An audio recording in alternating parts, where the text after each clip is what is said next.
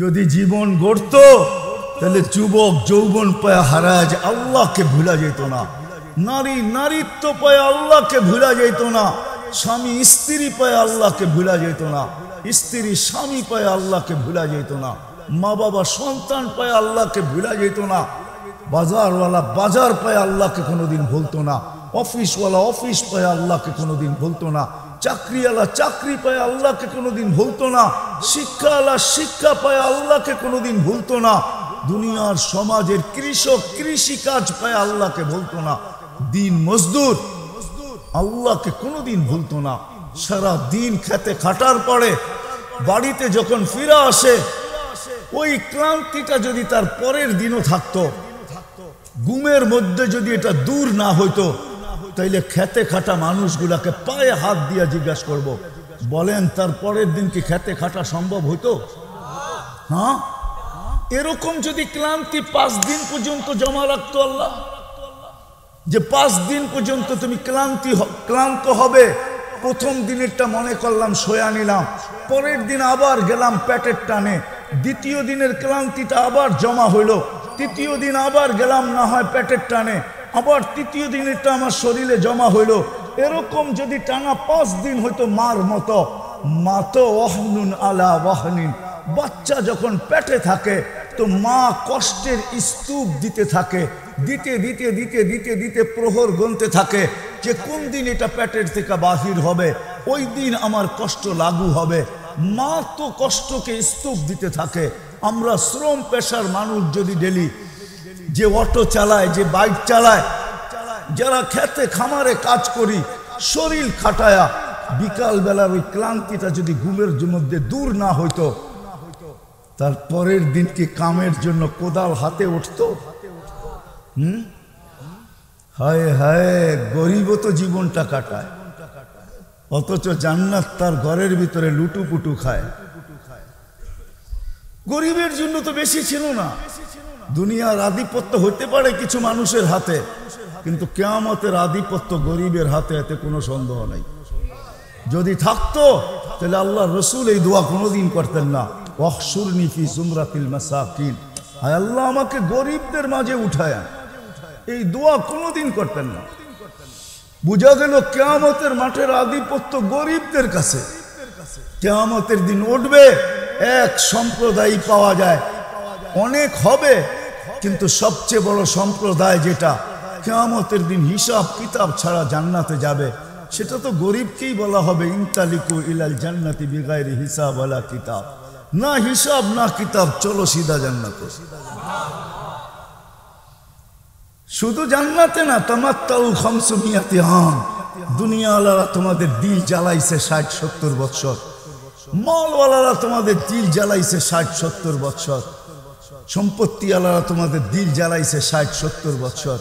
শুধু তোমরা দেখতে ছিলে, 2টা ঈদ গেছে, অতীতে 2টা ঈদ গেছে, 2টা ঈদ, গত 2টা ঈদেই 2টা বছরের 21 আর 20-এর 4টা ঈদ গেছে। এইখানে এরকম লোক হবে যে 4 ঈদের ভিতরে না নিজের নতুন কাপড়, না বাচ্চা কাচ্চার নতুন কাপড় আছে। এইখানে লোক আছে, হাত উঠাইতে বলবো না, কিন্তু আছে, যে 4 ঈদে বাচ্চা কাচ্চাকে নতুন কাপড় দিতে পারে না, লকডাউনের করোনার কারণে। চোখের পানি জড়াইছে বটে, তা আল্লাহ গরিবদেরকে বলবে 500 বছর তোমরা জান্নাতের নেয়ামত ভোগ করো, আর বাহিরে বসা বসা ধনীরা শুধু দেখতে থাকবে, তোমরা দেখায় দেখায় খাইতে থাকবে। সত্য এটাই। আজকে কেউ জীবন গড়ার তালে নাই, গরিবও না, যুবকও না, ধনীও না, শিক্ষিত না, অশিক্ষিত না, কেউ না, সবাই জীবন কাটাইতেছি। প্রমাণ দিতেছি আমি, নইলে আমার সমাজের গরিব কেন বলতো যে আল্লাহ আমাকে দিছে কি? আমার সমাজের গরিব কেন, আমার বাসার গরিব কেন বলতো বাংলাদেশি গরিবরা? অধিকাংশ গরিবই বলে, রিক্সাওয়ালা বলে আল্লাহ আমাকে কি দিছে? যদি ওকে বলি রিক্সা চালানোর ক্ষমতাটা তো দিছে, নইলে এটাও যদি না দিত তো কোনো থানায় অভিযোগ করার কোনো সুযোগ ছিল না। ছিল প্রতিবন্ধী হয়ে যে মার পেটের থেকে আসে, কোন থানায় যে অভিযোগ করে আল্লাহর বিরুদ্ধে বলেন? আর কোন থানাওয়ালারাই অভিযোগ নিবে বলেন? কি দেওয়া যাবে না অভিযোগ? সুপ্রিম কোর্টে গেলেও নিবে না, হ্যাঁ বলবে একে পাবনা নিয়ে যাও, ঠিক না? এটাই বলবে, ঠিক না? এটাই বলবে একে সিধা পাবনা নিয়ে যাও, মাথার তার মনে হয় ছিঁড়ে গেছে, এ আল্লাহর বিরুদ্ধে অভিযোগ করতে আসছে। হায় হায় হায়, আমার সমাজের গরিব বলে আল্লাহ আমাকে কি দিছে, অথচ জীবনটা দিছিল সহজে জান্নাত গড়ার জন্য, সহজে গড়ার জন্য, গরিব যেন সহজে করতে পারে। নারীকে জীবনটা দিছিল আর জান্নাতের 8 দরজা যেন তাকে ডাকতে থাকে। একজন পুরুষ আছে দুনিয়ার জগতে যাকে জান্নাতের 8 দরজা দিয়া ডাকবে, 8 দরজার থেকে ডাকবে যে আমার ভিতর দিয়া ঢোকো। উনি আবু বকর সিদ্দিক রাদিয়াল্লাহু তাআলা আনহু।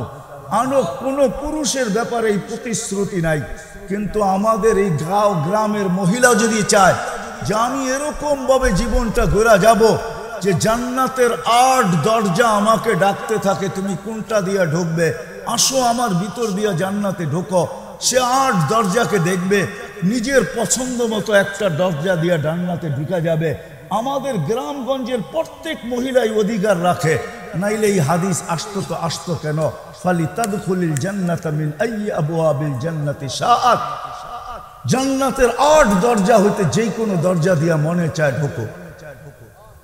যুবক যদি জীবন গড়ত তাইলে তো জমিনে চলতো, আর এই হাদিসের ধ্বনি তার কানে আসতে থাকতো, ইন্নাল্লাহা ইউবাহিল মালাইকা বিশ-শাবিস সালেহ, আল্লাহ নেক যুবককে নিয়ে ফেরেশতাদের উপরে গর্ব করেন,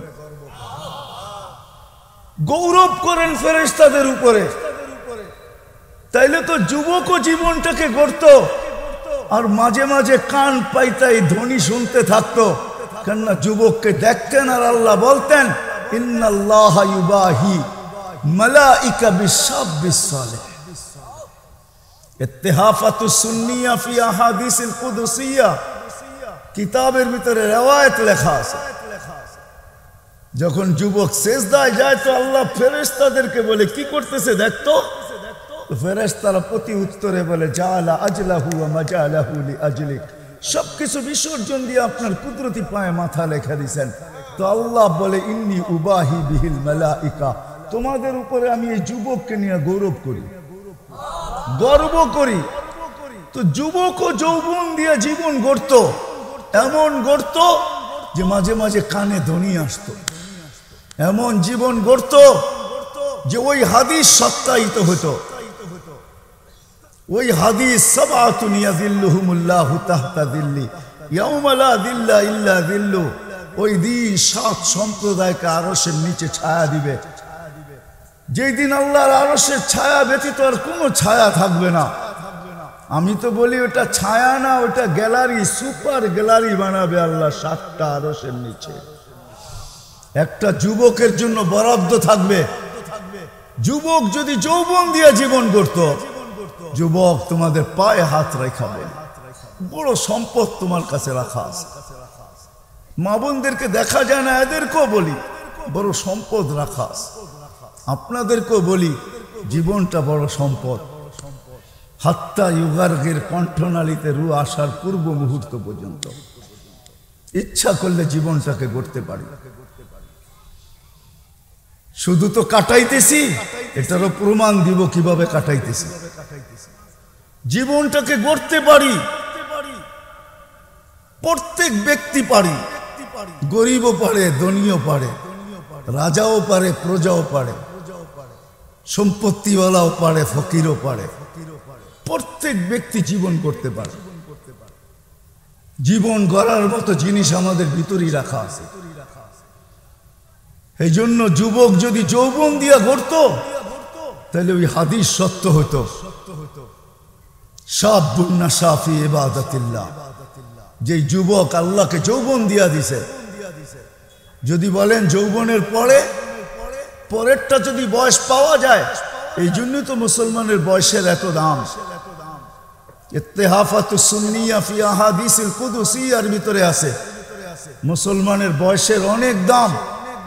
যুবক যদি যৌবনকে আল্লাহকে দিয়া দেয়, যৌবন আল্লাহকে দিয়া দেয়, যৌবন দিয়া যদি যৌবন গড়ল আর যদি বৃদ্ধে পা দিল, 40 বছরে পা দিতে দেরি, 3টা রোগের থেকে মুক্ত পাইতে দেরি হবে না, আর কোনোদিন পাগল হবে না, শ্বেতরোগ হবে না, কুষ্ঠরোগ হবে না।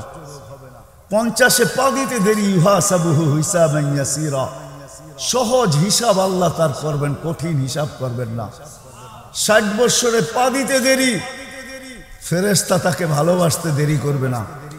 70 বছরে পা দিতে দেরি, আল্লাহ প্রত্যাবর্তনের আকাঙ্ক্ষী হবেন, বলবেন আমার কাছে চলে আস, আর কত জমিনে। যদি 80 বছর পর্যন্ত পৌঁছতেই পারলো, লাম ইউক্তাব যামবু, আর গুনাহ লেখা হয় না।